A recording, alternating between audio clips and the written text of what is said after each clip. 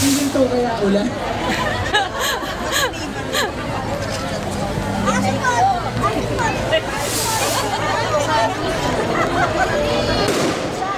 Sa kauna-unahang pagkakataon, sa pagdiriwang ng ating piyesta, siguro hindi lamang tayo mga samahan na merong mga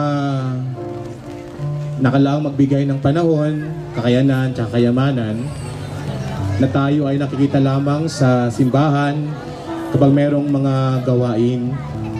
Ngayon po nagkakaisa tayo sa isang natatanging kasiyahan at pagsasaya, sapagkat higit sa lahat ang nag-uugnay sa atin ay ang ating hangaring maglingkod sa Diyos, ang puso't kalooban na nakahandang magbukas sa Kanya, sumamba sa Kanya, at maglingkod sa ating kapwa.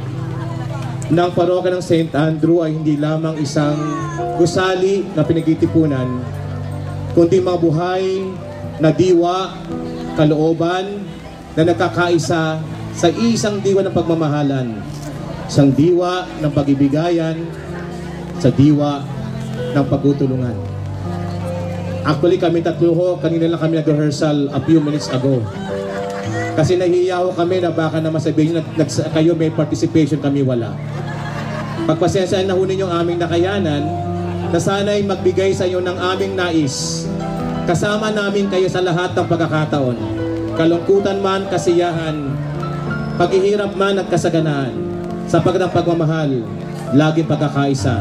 Ang dating at hangad, isang pagunlad. Sapagkat sa Diyos, ang lahat ay bago at nanatiling buhay, may kahulugan, may patutunguhan. Happy Fiesta po sa inyo.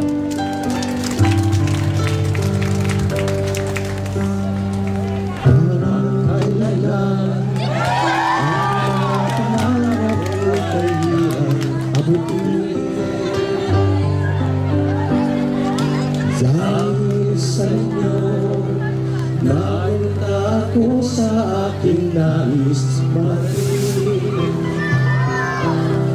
Nais ko kayong pasalamatan kahit man lamang isang awitin.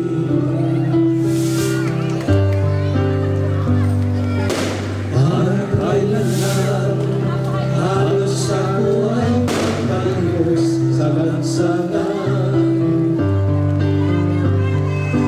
Dahil sa iyo ang kagantian at ang husay nagkalaman.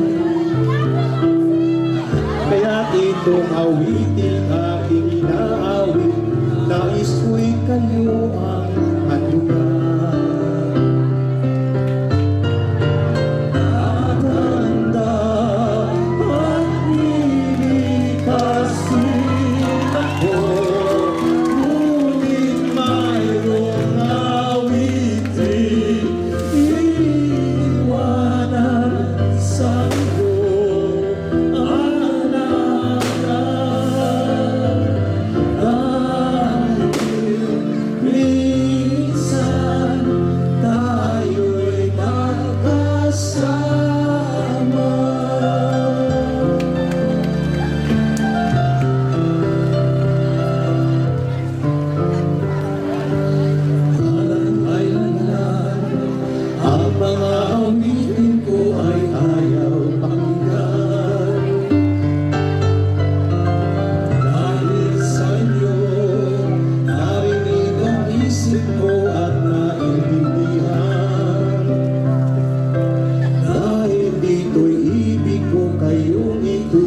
sa matalik kong kaibigan.